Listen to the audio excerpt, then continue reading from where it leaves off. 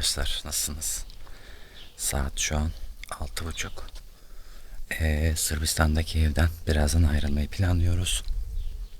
Şimdi haritadan baktığımda iki tane rota gözüküyor. Ama ikisi de 10 saat gibi gözüküyor da yolda hangisine karar vereceğimizi artık yolun trafik akışına göre belirleyeceğiz.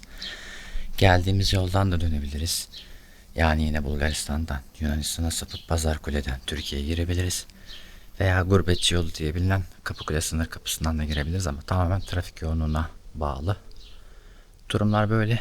Şimdi ufaktan araçtan aldığım şeyleri tekrardan yerleştiriyorum. Tekrar görüşürüz. Gece güzel uyumuşum. Dinlendim biraz. Ama en az bir 10 saatlik daha yolumuz var. Bakalım ileride göreceğiz. Güneş kremi arkada mı?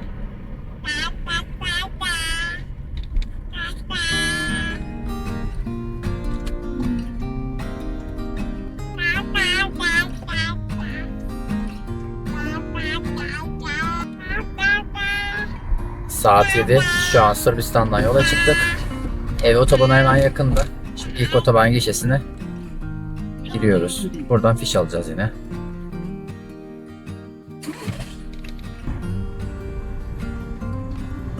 İstikametimiz Sofya. Sofya üzerinden ya Kapıkule veya Pazarkule'ye sapacağız.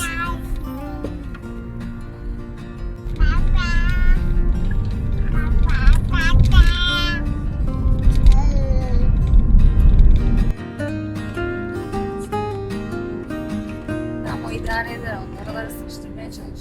Bir versene. Şimdi emziği de ver.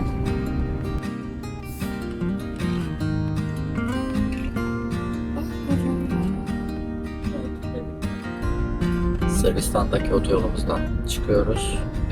88 kilometre mesafe kat etmişiz. Girinci otoban gişesinde. Yani evden bu yana kadar diyeyim. Bakalım buraya kaç para ödeyeceğiz.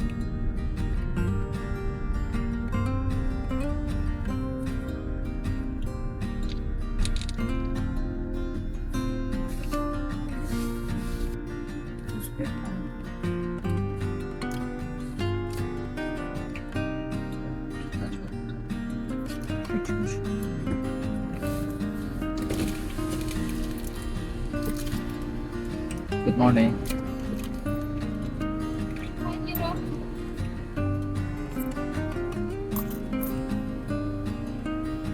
Thank you. 5 euro tuttu. Otoyola 5 euro verdik. Burası son otoban olması lazım. Az ileride Sırbistan Bulgaristan sınırı var. Sınır kapısına doğru ilerliyoruz. Yaklaşık bir 5 dakikalık sürenin ardından Sırbistan Bulgaristan sınırına geldik. Burası Sırbistan'a ait sınır kapısı. Burada pasaport kontrolü yapılacak. Bakalım ne kadar bekleyeceğiz. Şu an saat 8'i 5 geçiyor.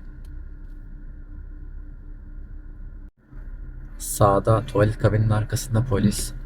Böyle birkaç kişiyi çekmiş kenara. Sol tarafımızda var ama kamerada gözükmüyor. Fırça atıyor. Burada şöyle bir olay oluyor. Biz her gelişte burada karşılaşıyoruz. Komşu camımızı silelim diye böyle sayısı o kadar çok insan var ki herkesin arabasının camına atlayıp zorla camları yıkayıp da siliyorlar. Bir para istiyorlar dilencilik yapar gibi.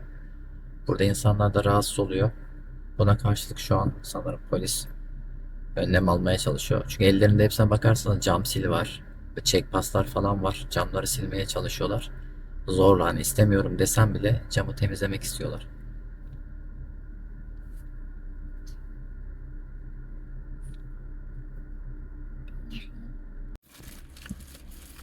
Bakın böyle taciz ediyorlar.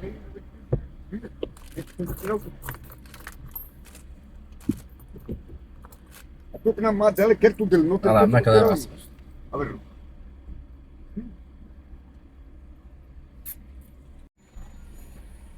Size bahsettiğim camcı geliyor ama bu sefer kibar. Yani temizleyeyim mi diye soruyor. Elinde cam sil. Az önce polis hepsini topladı. Hepsinin elindeki bu cam silleri, cam sularını ve çekpasları da el koydu. Ya istemiyoruz desek de emekçiler ama insanı taciz ediyorlar. Bilemedim. Sırbistan'dan Bulgaristan'a gireceğiz birazdan. Girebilirsek. Gradena sınır kapısındayız. Saat 8'i 5 geçe geldik. Şu an saat 8:40. Bekliyoruz. Kapının kalabalığını size göstereyim.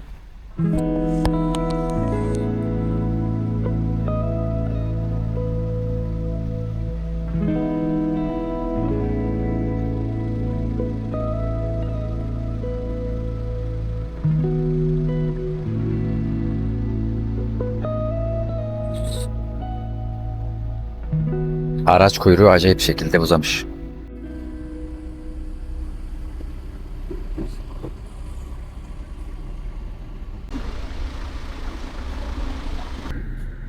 Gradena sınır kapısındayız. Hala bekliyoruz. Saat şu an 9:33.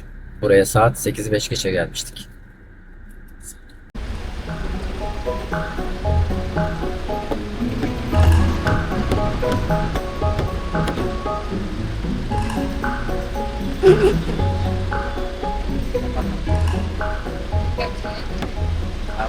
Kapanmadı.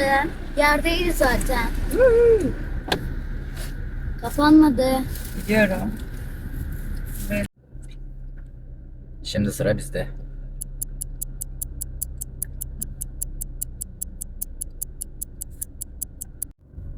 Polis memuru hiç kontrol bile etmeden direkt kaşa bastı. Yani 1 dakikada pasaport kontrolü yapıldı. Gradena'dan çıktık. Yani Sırbistan'dan çıktık. Şimdi Bulgaristan'a giriş kapısı olan Kalotina sınır kapısına doğru ilerliyoruz. Bakalım burada kaç dakika bekleyeceğiz. 8'i 5 geçe geride kuyruğa girmiştik. Şu an saat 9:45.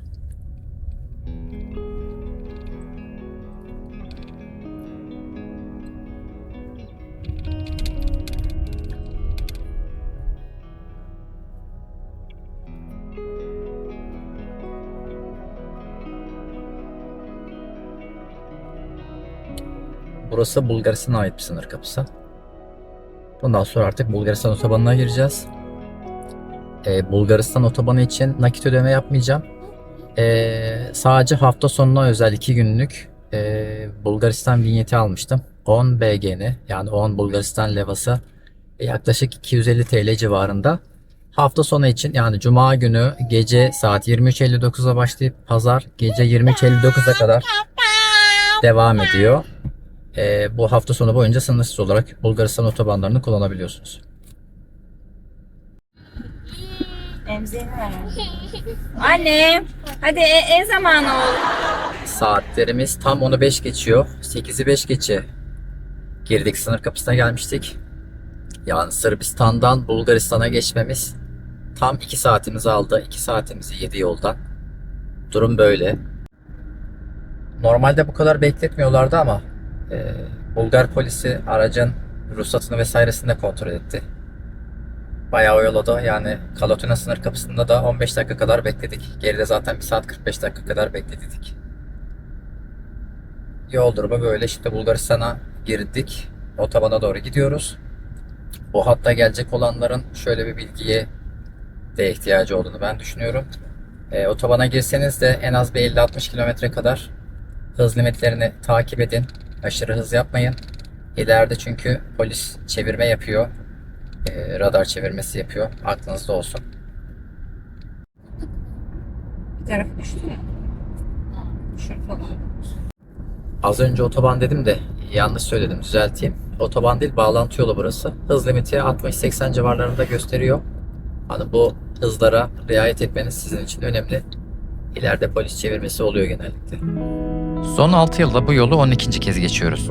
Artık bu yollar bize yabancı değil. Nereden sonra dikkat edeceğimizi de biliyoruz artık. Kalotina geçişinden sonra ilk 30 kilometre ve Sofya yakınları. Bulgar polisi orada durmayı sever. Hız sınırlarına bakın. Ceza kesmeye de geç kalmıyorlar maalesef. Yeni izleyenler için söyleyeyim. Biz her yıl bu yolu yapıyoruz. İstanbul'dan çıkıyoruz. Arabayla Avrupa'ya gidiyoruz. 2 çocukla. Bu artık bizim için olağan bir şey. Her seferinde daha da oturmuş bir rutin aslında. Ama yollar her seferinde bir şeyler öğretiyor yine de. İsviçre'de, Avusturya'da, Almanya'da güzel yerler gezdik. Hepsinin videosu kanalda. Abone olursanız sırayla önünüze gelir. Bu arada eve de 600-700 kilometre civarında yolumuz var. Tanıdık bir mesafe. Şimdi biz yola devam ediyoruz.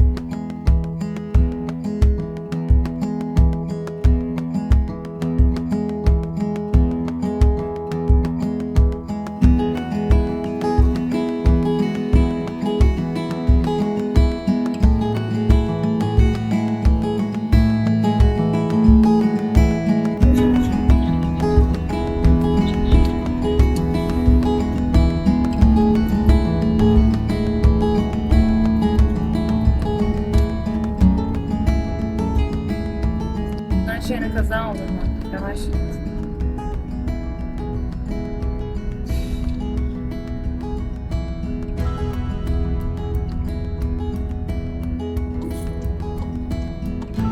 Yol durumu ve trafik sıkışıklığı nedeniyle biz yine geldiğimiz güzergahtan geri dönüyoruz.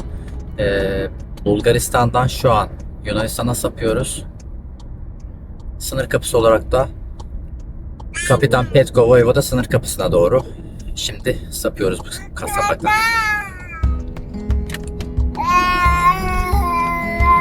Sapın şey yapıyor. Birisi bir şeyi çıkıyor. Bak zaten bunun şeyi çıktı. Navigasyona baktık. Kapıkule'de bu saatte 4 saat bekleme var.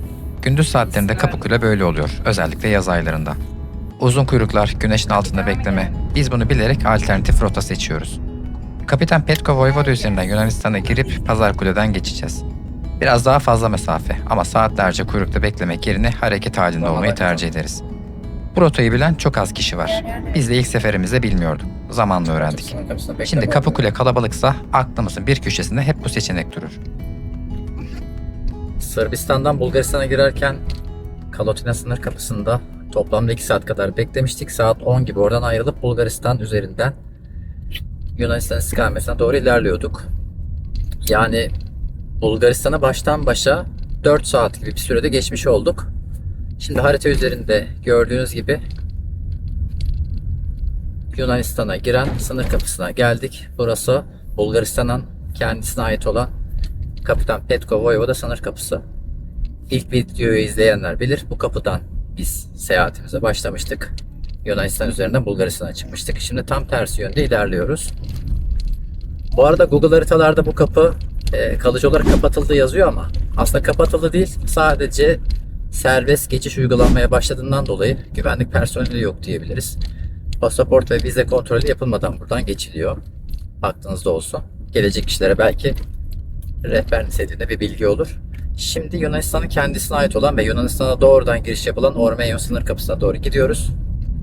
Birazdan görüşeceğiz.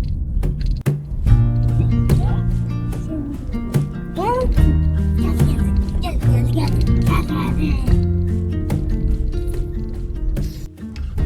2 kilometrelik bir sürüşün ardından da şu an Yunanistan'a gireceğimiz Ormenyon sınır kapısına geldik.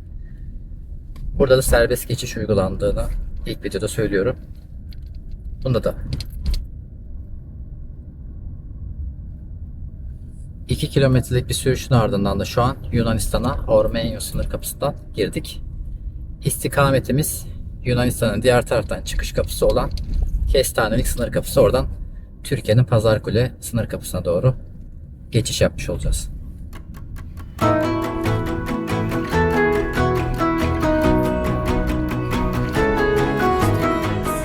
Ormenyo'dan çıktık. Şimdi Kestanelik sınır kapısına doğru ilerliyoruz. Yaklaşık 20 kilometre bu arayol. Haritada asfalt gözüküyor. Teknik olarak da öyle. Ama oldukça ücra bir bölge. Mola yapabileceğiniz bir alan yok. Benzinlik yok. Yerleşim yeri de yok. Tamamen kendi başınızdasınız bu 20 kilometrede. Şimdi asıl meseleye gelelim. Kapıkule'de 4 saat bekleme vardı. Biz oradan kaçıp buraya geldik. Akıllıca görünüyor. Ama şunu da söyleyeyim. Kestanelik'te navigasyon 2 saat bekleme gösteriyor. Sebebi çok basit. Yunanistan tarafında tek bir gişe çalışıyor. Sadece bir tane. Bu yüzden yaz aylarında, hafta sonlarında kuyruk kaçınılmaz oluyor. Bir de üstüne Türkiye'de ya da Yunanistan'da resmi tatil varsa o gün bu kapıdan geçmeyi hiç düşünmeyin. Kuyruk bambaşka bir boyuta taşınıyor. Yani net konuşayım. Kapıkule doluysa burası iyi bir alternatif ama büyüğü yok. Bunu bilerek gelin. Bu da kulağınıza küpe olsun.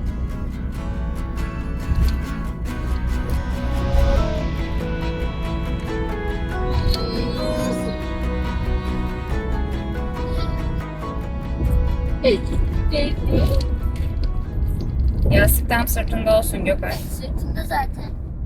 Haydi o. Ormenyo sınır kapısından itibaren yaklaşık 35 kilometre kadar yol kat ettik. Artık son sınır kapısı diyoruz. Kestanelik sınır kapısına geldik Yunanistan'ın. Buradan da geçebilirsek artık Pazarkule'den Türkiye'ye yurda girmiş olacağız. Saat şu an 14:57. Bakalım bu sınır kapısından kaç dakikada geçeceğiz. Yunanistan'dan çıkış yapıp da Türkiye'ye girmek için şu an Kestanelik sınır kapısında bekliyoruz. Şu an tam yarım saattir bu sınır kapısındayız. Size dışarıdaki atmosferi göstereyim. Hava sıcaklığı 36 derece. Saat şu an 3.30. Önümüzde sınır kapısına baktığım en az 15 araç var. Arkadaki araç kuyruğunu göstereyim bir.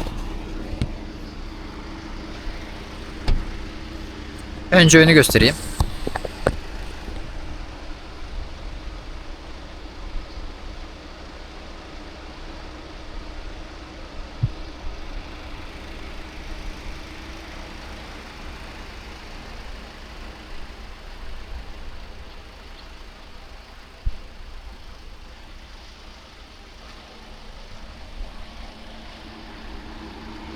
Geldiğimizde de önümüzde yaklaşık 30 araç falan vardı ve haritada burası kırmızı da gözükmüyor. Diğer sınır kapıları kırmızı şekilde gösteriyor. Yani artı 10 dakika, 20 dakika, 30 dakika ne kadar ortalama bekleyeceksiniz. Onun bir tahminlemesini yapıyordu.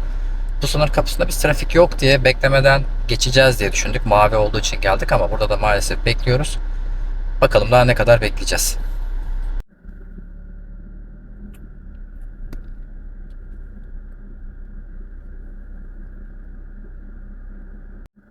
2-3 araç kaldı. Şimdi sıra bize yaklaştı bakalım. Oğlum. Gökay tamam. Şu an Kesenlik kapısındaki 600 metre sonra dümdüz iler. Şu an Kesenlik kapısındaki pasaport kontrol işlemimiz de tamamlandı. Tam 55 dakika bekledik. Şimdi istikametimiz Pazarkule sınır kapısı.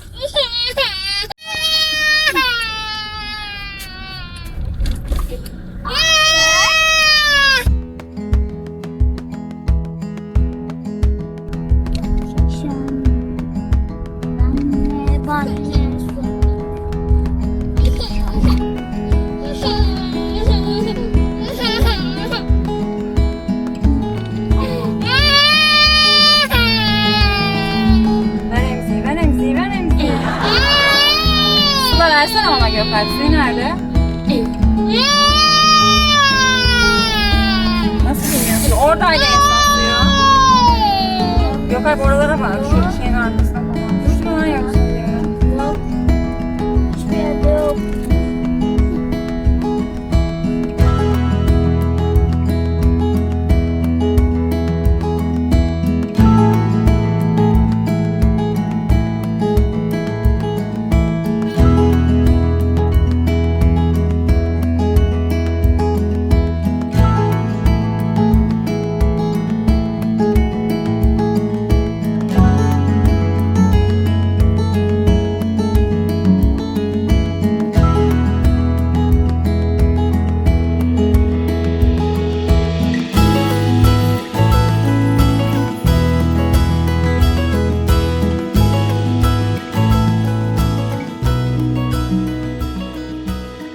Şu an kendi ülkemize girdik.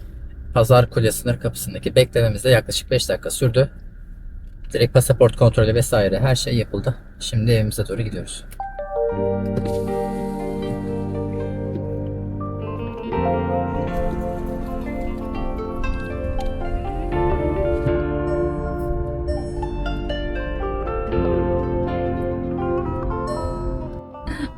Buna verdim.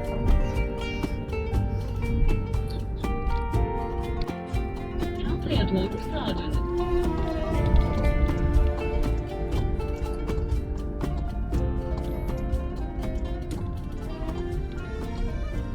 Şu an itibariyle kendi topraklarımıza girdik.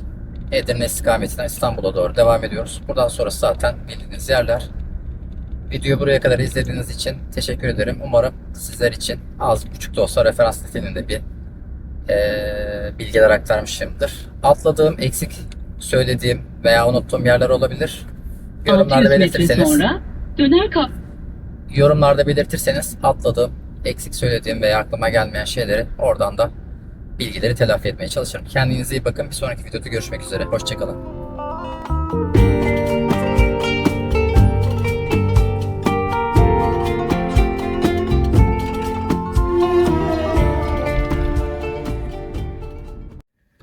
İstanbul'daki evimize şu saat itibariyle vardık arkadaşlar. Saat şu an 8.30. Sabah da 7'de Sırbistan'daki evden yola çıkmıştık. Yaklaşık 13 saat civarında bir yolda zamanımız geçti. 762 kilometre toplamda yol yapmışız Sırbistan'daki evden bu yana. Avusturya'dan İstanbul'daki evimize de tam 1800 kilometre yol yapmışız. 2 gündür yollardayız açıkçası. Bayağı bizi yordu. Özellikle Temmuz ayının sıcaklığı falan felaketti. İstanbul'a girdikten sonra çok ciddi bir trafik vardı. O trafikte de oyalandık. Artı biliyorsunuz yolda sınır geçişlerini de bayağı bekledik. Bugünkü 13 saatlik sürüşümüzün 3 saati zaten sadece sınır geçişlerinde kayboldu. Bu bilgi de videoya eklemek istedim. Kendinize çok çok iyi bakın. Tekrardan görüşmek üzere. Kendinize iyi bakın.